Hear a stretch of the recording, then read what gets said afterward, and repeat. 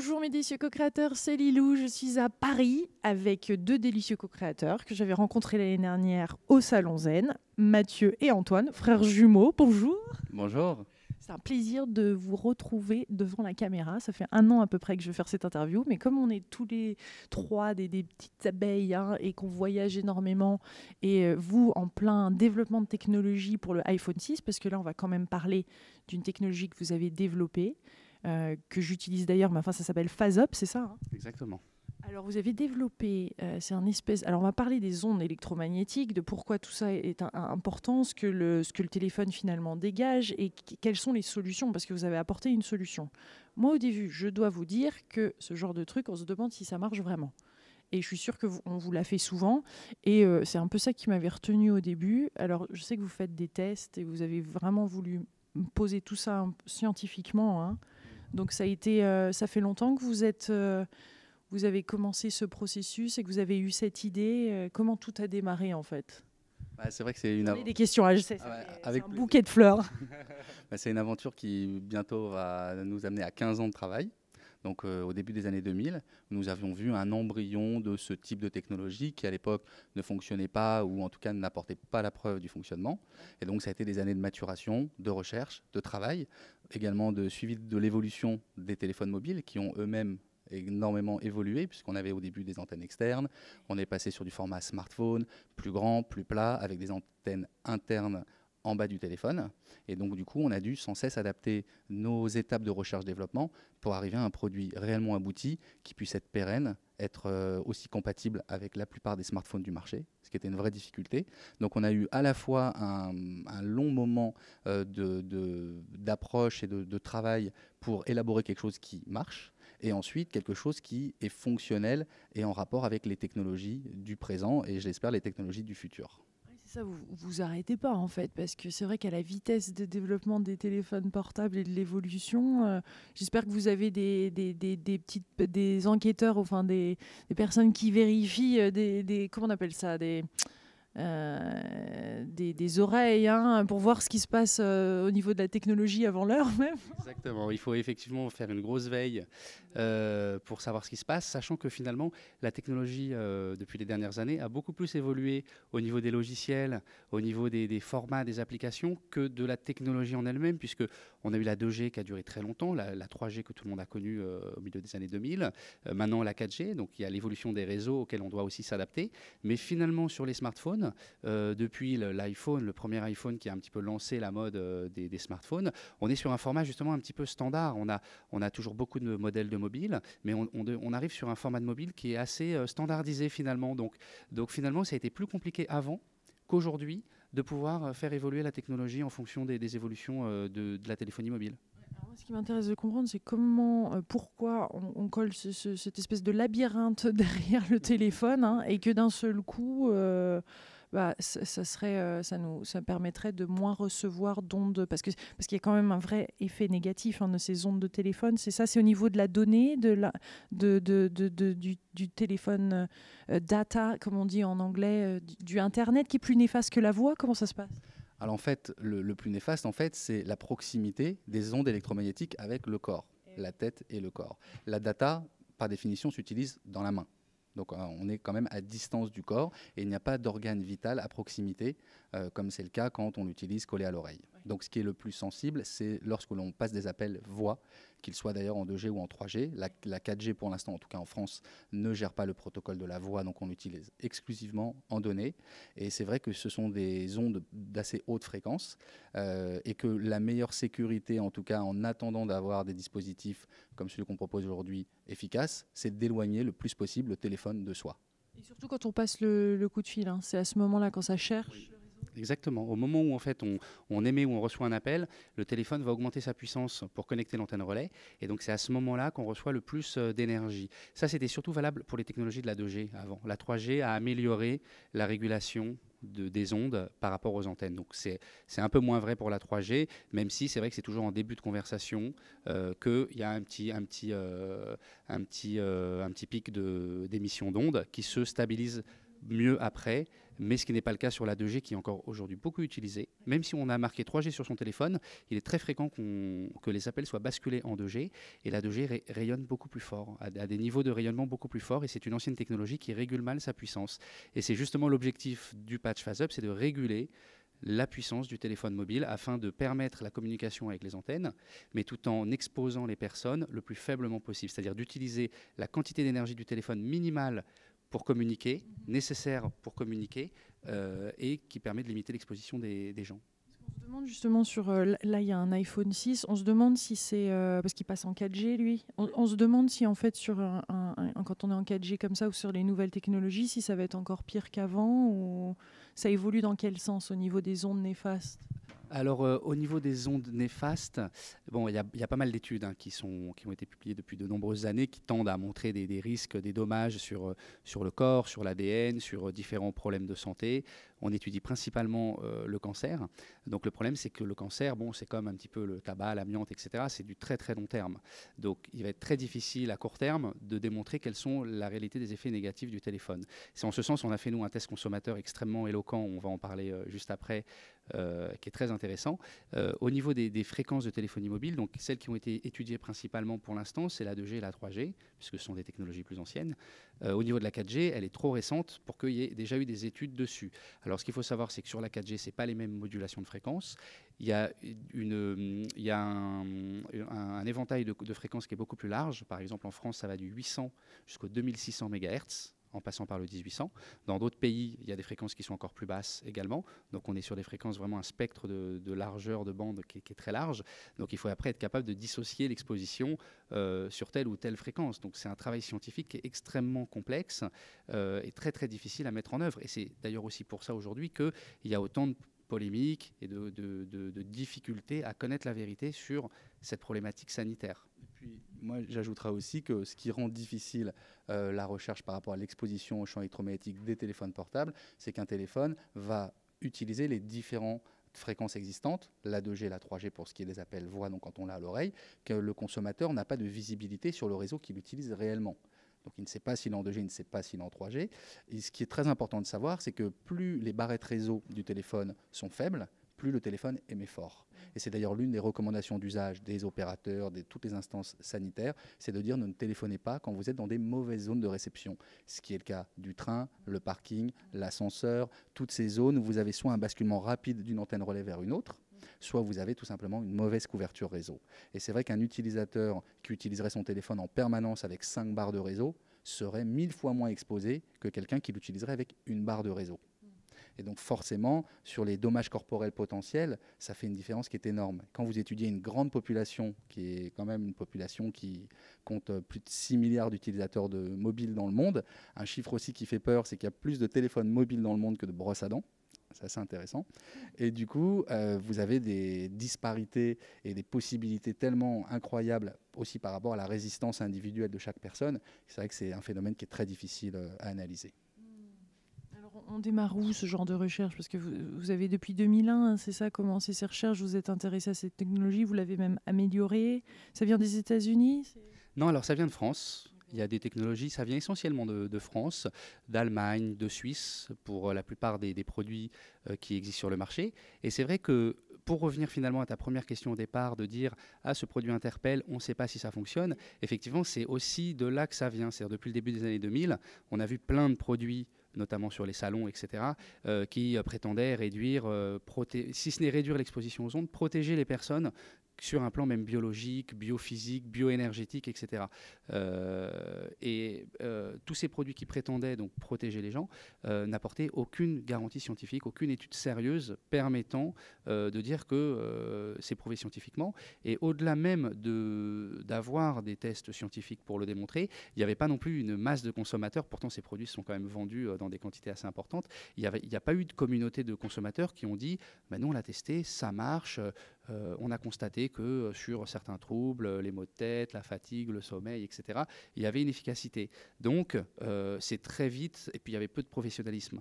Donc, c'est très vite passé pour des gadgets, des produits qui étaient des arnaques, alors que certains pouvaient peut-être fonctionner. Mais en tout cas, on ne peut pas décemment faire de la publicité pour un produit et dire qu'il protège les gens si on n'en apporte pas une démonstration scientifique. Donc, pour nous, la première étape a été de pouvoir apporter une validation scientifique sur l'efficacité des produits, sur quelque chose de normalisé.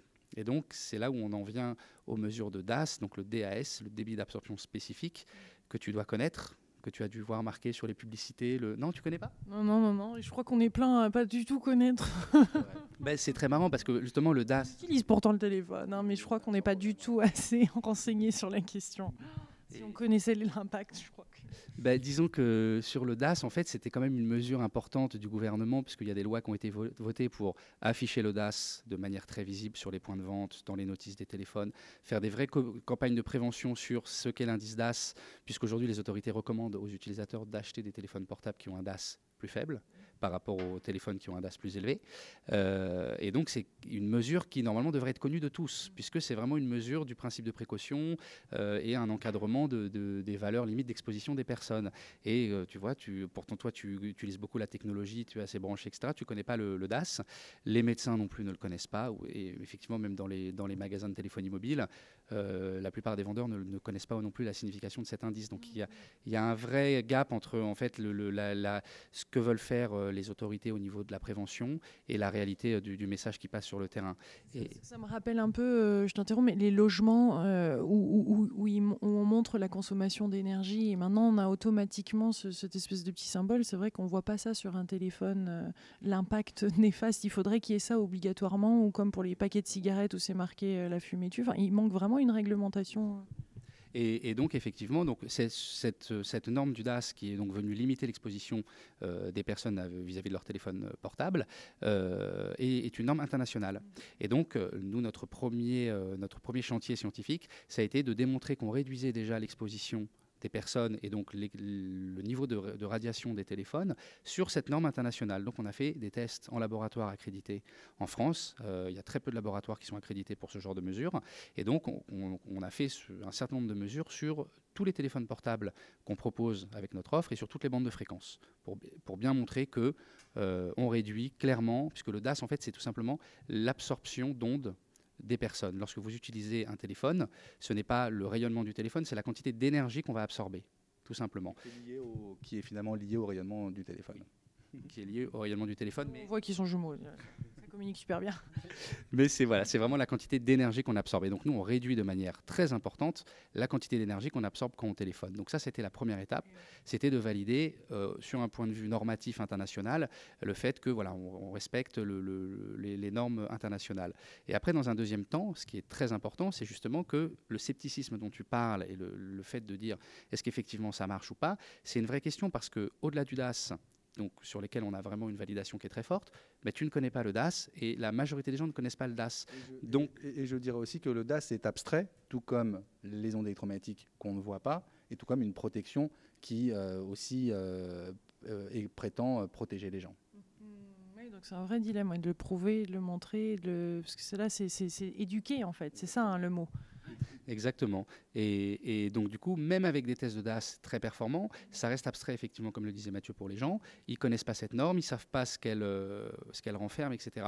Et donc, du coup, on s'est dit qu'il nous fallait quelque chose de beaucoup plus parlant pour les gens. Et donc, on recevait depuis très longtemps des témoignages d'utilisateurs qui revenaient spontanément vers nous pour nous dire, écoutez, c'est incroyable, alors je ne sais pas si c'est lié ou non, mais depuis que j'ai votre produit, j'ai plus de maux de tête, je dors mieux, je n'ai plus d'acouphènes, etc., etc. Et donc, on en a reçu tellement qu'on s'est dit au bout d'un moment, il faut qu'on puisse valoriser ces témoignages-là comme une validation de l'efficacité du produit indépendamment des tests scientifiques. Et on s'est dit, mais par contre, il faut qu'on le fasse de manière indépendante. Parce qu'aujourd'hui, sur Internet, il y a un gros problème qui est la fiabilité des avis.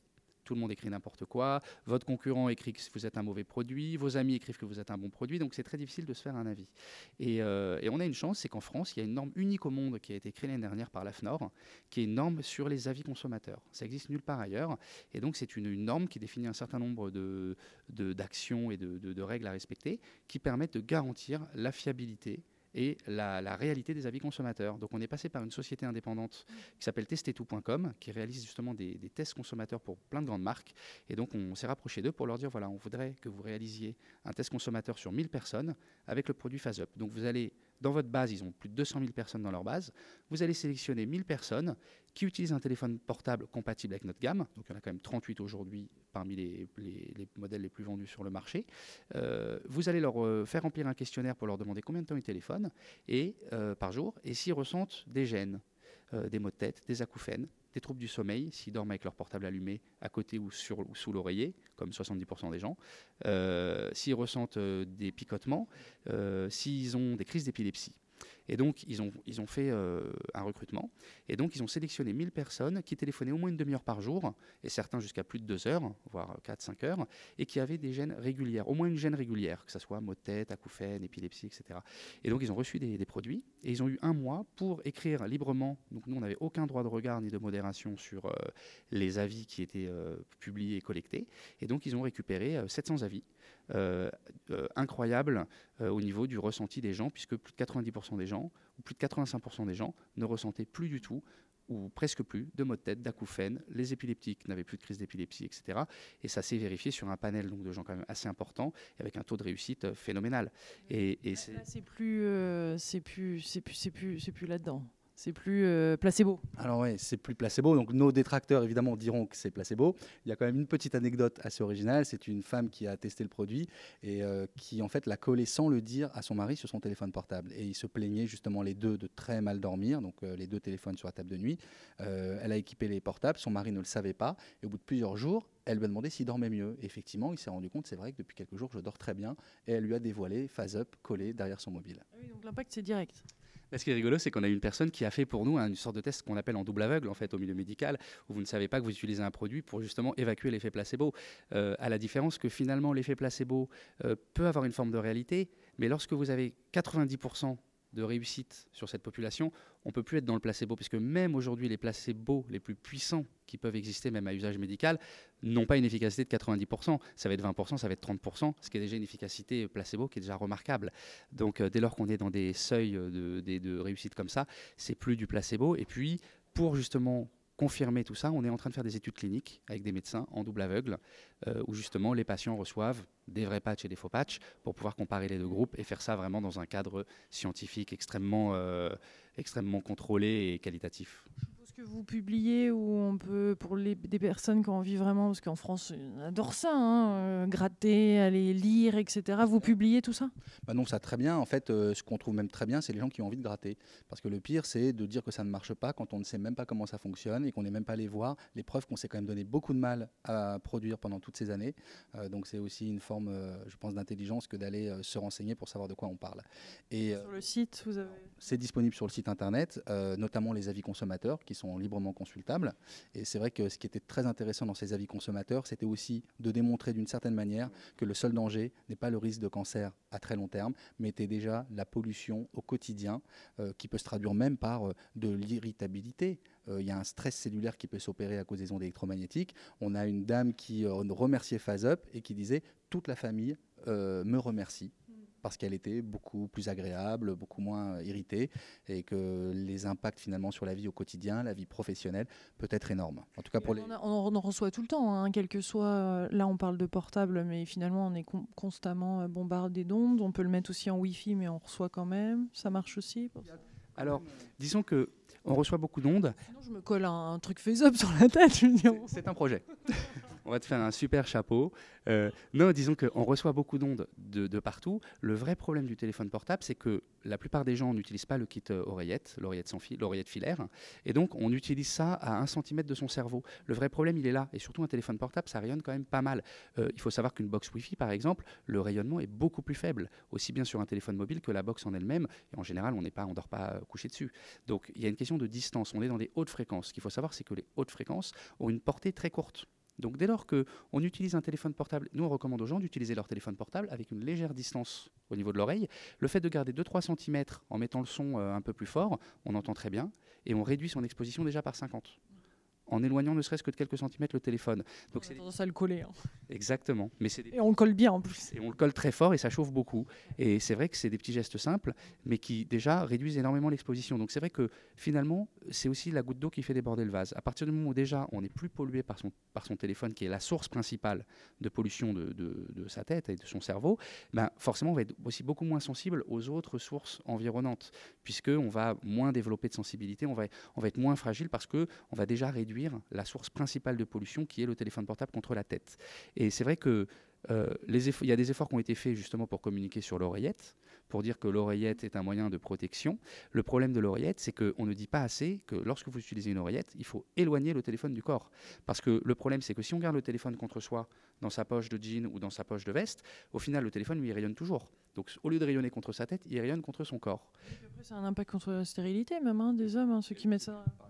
Il y a eu des études sur la stérilité, la fertilité. Il y a eu des études sur les troubles du sommeil, notamment aussi, qui a été faite récemment, qui montre que bien l'utilisation du portable pose des problèmes sur le sommeil, notamment des adolescents qui se couchent avec, qui dorment avec et qui se réveillent fatigués, donc déjà qui posent aussi des problèmes de santé mentale, etc. Enfin, il y a des tonnes de répercussions en fait indirectes du trouble du sommeil. Et donc c'est vrai que le problème, c'est qu'ils le gardent aussi sur eux, les ados, toute la journée. Donc même si on utilise une oreillette, mais qu'on a toujours le téléphone sur soi, c'est un problème. Surtout que ce qu'il faut savoir au niveau du DAS, c'est que les DAS qui sont communiqués par les constructeurs sont faits au niveau de la tête.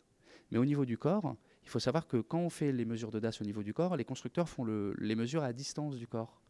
Ce qui n'est pas le cas, puisque nous, on garde le téléphone sur nous. Donc il faut savoir qu'en fait, le niveau de rayonnement réel du téléphone quand on l'a contre le corps est largement supérieur aux valeurs de DAS communiquées par les constructeurs. D'où l'intérêt d'éloigner le téléphone lorsqu'on utilise une oreillette. Et ça, les instances n'en parlent pas, et c'est vraiment très important. Vous développez comme là pour le iPhone 6, il vient de sortir, donc vous avez seulement l'iPhone 6 quand il sort. Vous savez déjà un petit peu plus. Ça met combien de temps à mettre tout en place et quels ont été les changements par rapport au 5, par exemple, que vous avez dû faire? Effectivement, Apple ne nous a pas appelé avant la commercialisation pour nous dire écoutez, il va falloir voir si votre pass fonctionne. Donc c'est toujours une découverte, puisqu'en fait, le patch, tout simplement, c'est une antenne passive. Donc c'est du métal à l'intérieur, c'est ce qui va faire l'interaction avec l'antenne pour diminuer la puissance rayonnée. Donc en fait, quand un téléphone sort, on ne sait pas exactement comment les constituer, où vont être placées les antennes. Et le patch doit avoir une efficacité sur toutes les antennes, puisqu'il y a des antennes 2G, des antennes 3G, maintenant des antennes 4G. Donc on a toujours cette appréhension de se dire, est-ce que le patch, finalement, obligatoirement placé à un endroit fixe, va fonctionner sur l'intégralité des bandes de fréquences qu'utilise le mobile. Donc c'est toujours le test. Et effectivement, il y a des mobiles qui sont rares mais qui n'ont pas fonctionné, que nous ne validons pas dans l'offre. Donc nous ne proposons pas de patch pour certains mobiles. Avec l'iPhone 6, on a eu de la chance. Donc ça veut dire que les évolutions de fabrication n'ont pas finalement tant changé. Donc il n'y avait pas vraiment de différence fondamentale avec les versions 5 ou 4. À la différence que sur l'iPhone 6, le patch se met à gauche, tout à gauche et en bas du téléphone, là où sur l'iPhone 5, il était parfaitement centré. Pourquoi ? Alors comme quoi il y a eu une différence de conception au niveau du téléphone, déjà il est plus large. Donc ça veut dire qu'ils ont plus de place pour mettre les antennes. Donc les antennes fonctionnent en général par bande de fréquence, par gamme de bandes de fréquence. Elles sont accordées sur des longueurs d'onde. Donc pour la 2G, la 3G, on a du 900. Donc il va y avoir une antenne qui va plutôt être pour le 900 en 2G et en 3G. On va avoir une antenne qui va plutôt être accordée sur le 1800 et le 2100. Et puis après peut-être une antenne pour le 2600, qui ne font jamais la même longueur puisque ce ne sont pas les mêmes fréquences. Et donc là ils ont eu plus de place aussi pour pouvoir faire leur petite organisation d'ingénierie. Et donc, apparemment, la plupart des antennes ont été plutôt mises sur la gauche. Ce qui est une différence par rapport à l'iPhone 5. Alors, on n'a pas eu les plans encore du téléphone, on ne s'y est pas encore vraiment intéressé. Mais c'est vrai que, par exemple, lorsque le S5 de Samsung est sorti, on a eu la chance de l'avoir 2 semaines avant sa sortie. Ce qui fait que le jour où il est sorti sur le marché, l'offre était déjà opérationnelle avec le produit validé. Et là, en général, il nous faut à peu près une semaine ou 15 jours maximum pour pouvoir valider l'efficacité du patch sur un nouveau modèle de téléphone. Et alors, comment vous vous placez, comment vous vous comparez par rapport à vos concurrents, ou je suppose qu'il y en a plein d'autres qui proposent ça? Comment vous arrivez à mesurer Je suppose que vous avez tout testé. Alors déjà, on teste tout. Alors en fait, on va considérer que pour nous, nos concurrents, officiellement, se résument à 2-3 produits dans le monde. C'est-à-dire des gens qui ont fait des tests de DAS. c'est-à-dire la seule mesure aujourd'hui réellement valable, puisque tous ceux qui revendiquent du biologique ne sont pas capables de le prouver. Donc dans ce qui est objectivable, objectivé, on va dire que c'est les mesures de DAS. Nous, on a quand même constaté chez certains concurrents qu'il y avait des bandes de fréquences qui effectivement étaient réduites avec leur technologie, donc une pollution inférieure, mais on a constaté sur d'autres bandes de fréquences qu'il y avait une pollution supérieure. Ce qui veut dire que le produit ne remplit pas sa fonction. Il pourrait à la limite être neutre sur une fréquence qui ne serait peut-être pas trop utilisée, bien qu'on n'ait pas trop de recul ni de regard dessus. Donc la précaution voudrait quand même qu'on réduise l'intégralité des fréquences, ce que nous on fait avec brio, et c'est pour ça que c'est testé en long, en large et en travers.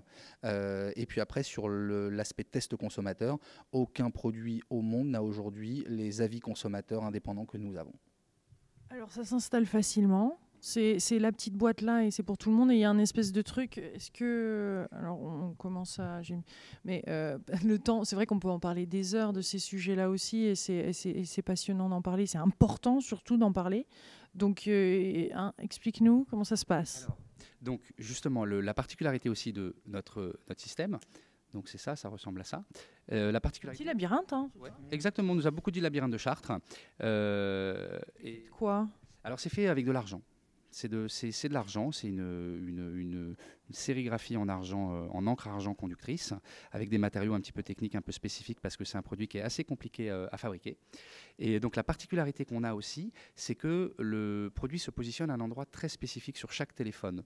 Donc on est obligé de fournir un gabarit, donc qui est un gabarit, un outil, qui permet de s'adapter à chaque téléphone mobile, en fonction du positionnement du patch.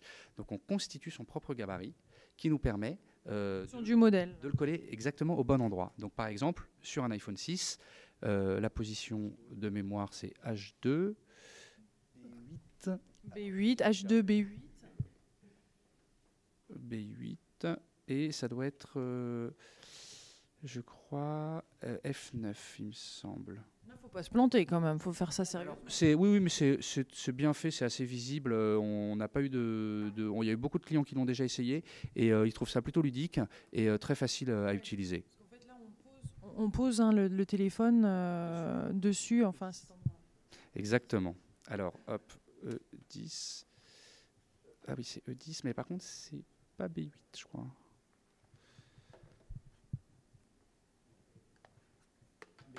Oui, merci. H2, B4, E10. Voilà, B4. Exactement, voilà. c'est tout nouveau, là, il vient de sortir. En plus. Donc, on décolle la pastille. Voilà. On la met dedans. Donc, il y a un emplacement qui est prévu avec une petite languette, justement, pour qu'il soit parfaitement droit, qu'il ne tourne pas. On fait glisser son téléphone dedans, comme ça.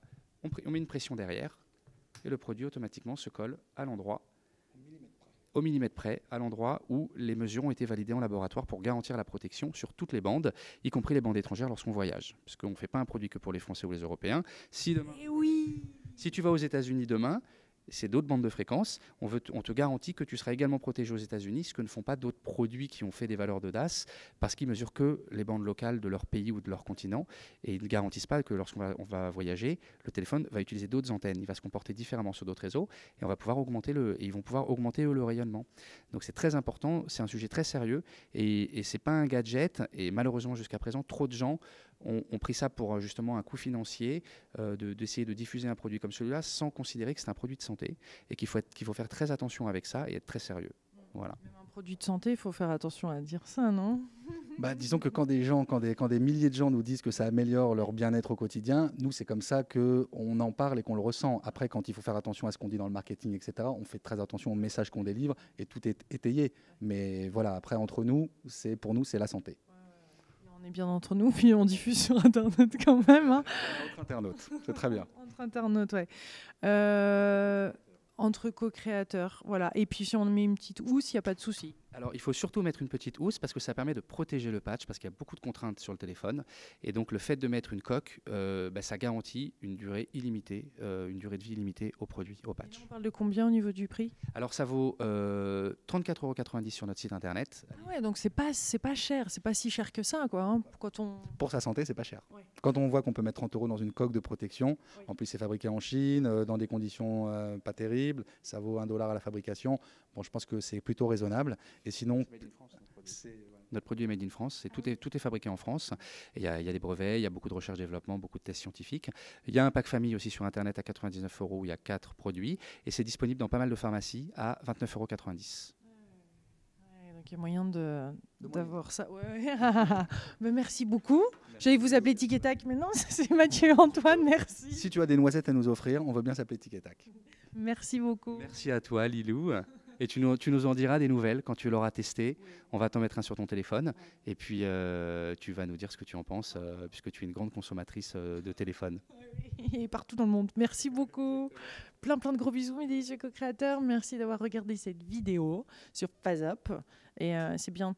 On a besoin de diffuser de l'information comme ça et d'être informé, d'être éduqué. Merci. À bientôt. Au revoir.